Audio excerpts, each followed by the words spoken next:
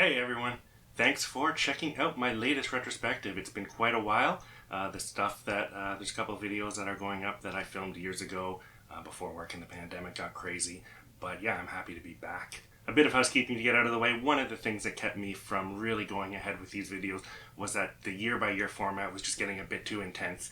With this year, 98 in PlayStation, I think having over 70 games worth talking about. So, what I've done, which is going to make it easier for me to put out videos and hopefully make it quicker for you to watch those videos, is I'm breaking the big years up by quarters. So we're doing the first quarter, that's January through March for PlayStation 1998. So yeah, let's just get right into it.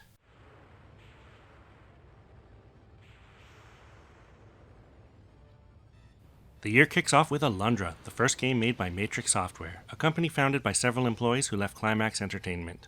It's a top-down 2D action RPG starring the main character Alundra, who is shipwrecked on an island where the inhabitants are having strange nightmares. Gameplay involves exploring the island and its dungeons with an emphasis on combat and puzzle solving. Alundra also has the ability to dreamwalk and can enter people's dreams to help rid them of their horrible nightmares. The game's story revolves around those nightmares and leads to some very dark subject matter for the time. It's definitely a unique and interesting take on the genre that's worth a look.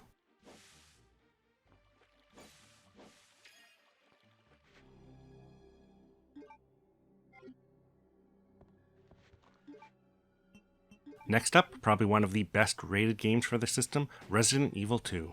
The game was considered a massive improvement over the first one, with the idea that this one takes place in the entire city versus an isolated mansion, although you weren't really in the open streets that much and it wasn't that much bigger to explore. At the time, it did everything right and improved on the first one in every way. Overall, it still played like the first one with a lot of the same gameplay and mechanics in place. It does only have tank controls, but that's something that no one really complained about at the time. The cast of the first game has left to warn the world about Umbrella when a new group of characters get stuck in the middle of a virus outbreak happening in Raccoon City. The game lets you choose between two characters to play as and has individual scenarios for each of them. Once you complete it, you can start the next character's scenario, and because of how it's arranged, there's kind of 4 different scenarios to play through without including the bonus ones. One of my favorite things about the game is how the scenarios are planned out. When you play through one of Leon's scenarios, the things that Claire's doing separately in her scenario line up in a way that gives you a good timeline of things that happen. Both characters have their own individual events, which really make it feel like 2 different people going through the scenario at the same time in different ways. The 2 new characters are Leon S. Kennedy and Claire Redfield.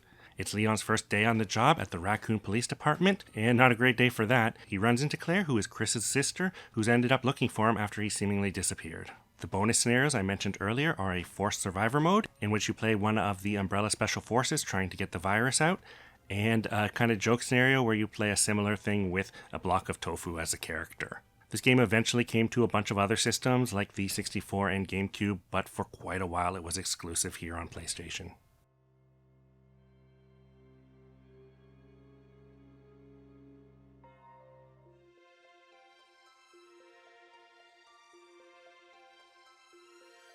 Next up is Final Fantasy Tactics, which I think is probably the first big strategy RPG that, hit big in North America. We had Shining Force and things like that before, but they were considered a bit niche. Final Fantasy Tactics really got a bunch of people interested after they got hooked on Final Fantasy VII.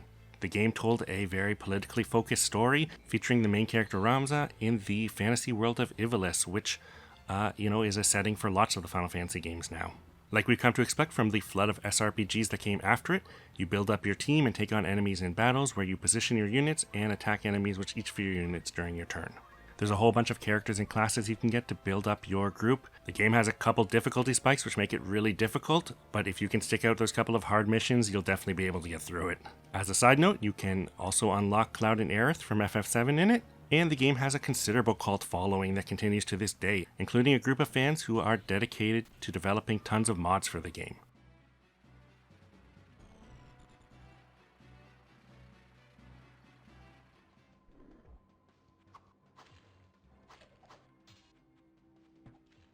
Next up is Diablo. Now obviously this was a massive PC hit, but a lot of people didn't know that at the time this was a damn good conversion. This game played really well on consoles. The controls worked great.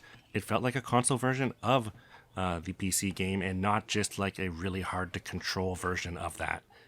If you don't know anything about Diablo, it's a loop-based dungeon crawler action RPG. You move through randomly generated dungeons and just find a bunch of stronger and stronger loot until you get down to the 18th floor where you take on Diablo. There's 3 different characters you can choose from, which, the gameplay varies a bit differently between them. There's 3 different characters to choose from with their own different weapons and abilities. The biggest downside to the game is that because it retains the generated dungeons, it takes an entire memory card to save. Not such a big deal today if you're playing on newer consoles that support backwards compatibility, but at the time when memory cards were expensive, definitely something to keep track of.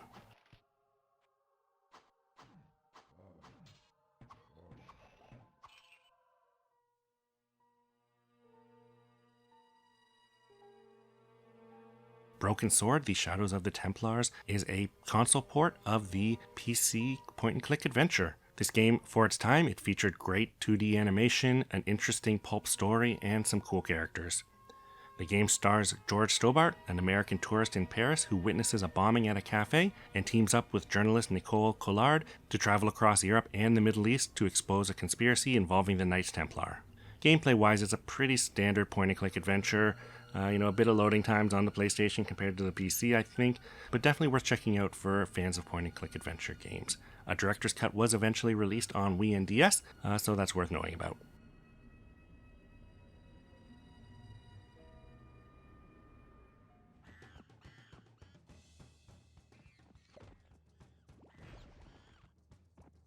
Skullmonkeys is a 2D side-scrolling platformer that's the sequel to the claymation-styled point-and-click adventure game that was only released on PC here called The Neverhood. That game had a really big cult following, but I never had the chance to play it, so I was pretty interested in this title. It takes place shortly after the original release and sees the return of the banished Clog, who's now become the leader of the Skullmonkeys alien race. He's using them to try and destroy the Neverhood. It's clearly Earthworm Jim inspired, and it's got that kind of rasterized graphic style that something like Donkey Kong Country has. It's an interesting side-scrolling platformer, not really one of my favorites, but definitely cool just for the novelty of it.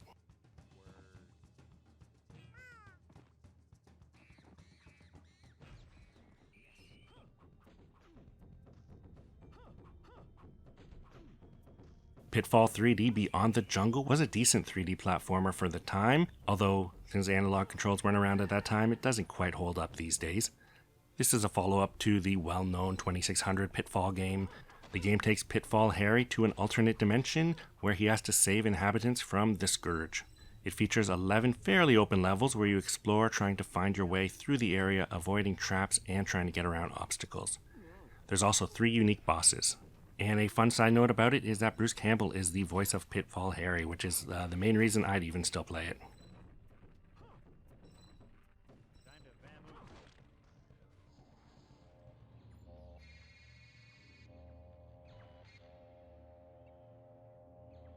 Based on a series that's dear to me, ReBoot is the first 3D CG cartoon. It takes place inside a computer and has the characters going into games, dealing with viruses, and just living inside their computer world. The game is a 3D action platformer where you play as Bob, sealing tears through 6 levels and getting around on your zip board. You can also use your weapons to take out enemies and your multi-tool for different abilities. The game's cutscenes basically make up a new episode of the show, with Bob trying to stop Megabyte. It's nothing too special, but for fans of the show, it's worth taking a look at.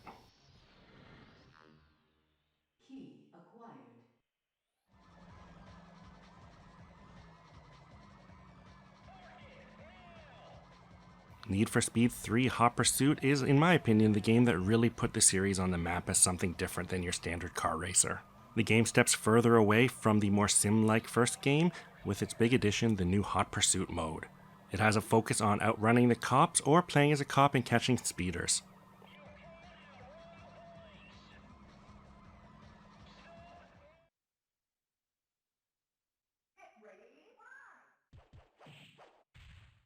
Dead or Alive is a port of the arcade fighting game, which was the first in the 3D fighting game series. The series introduced a hold system, which is a big part of the gameplay where you can anticipate your opponent's moves and counter them. The fighting system focuses more on combos that string together instead of special inputs, and features 11 characters, like the series' main characters Kasumi and Ryu, which they brought back from Tecmo's Ninja Gaiden series. This game already introduced the fan service the series would become known for, with some crazy physics applied to the female body parts, and an age setting which affects that. Later on, an update of this was released on Xbox as Dead or Alive Ultimate.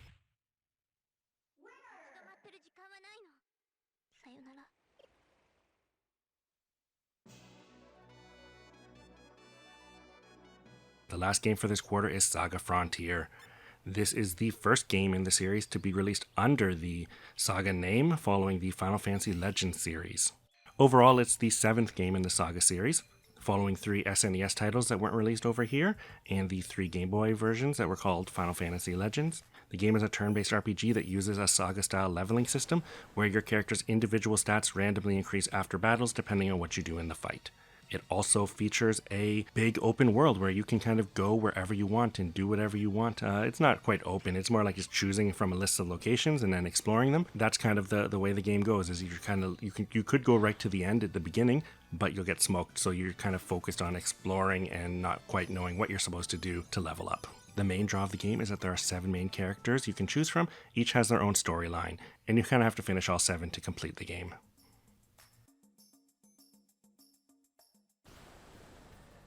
And yeah, that was it for the first quarter. We've got a lot more coming up, so stay tuned. Thanks for checking out the video. Like and subscribe and all that stuff. Are you kidding me, Venti? Okay. Special guest star. This is our new cat, Venti. Yeah, he hasn't seen me do a video before, so he's pretty excited about it. Named after the Genshin character. Ready to mess up all my games. Yeah, maybe I'll just leave this in as a bit of a funny little extra for people who stick around. Yeah, see you later. Really? You gotta snip every single one? Yeah. Some of those are expensive, you know. It's like, which one? Point it out. Dude, I'm going for the Alundra next. Yeah. The Skullmonkeys, I just got that. It's nice.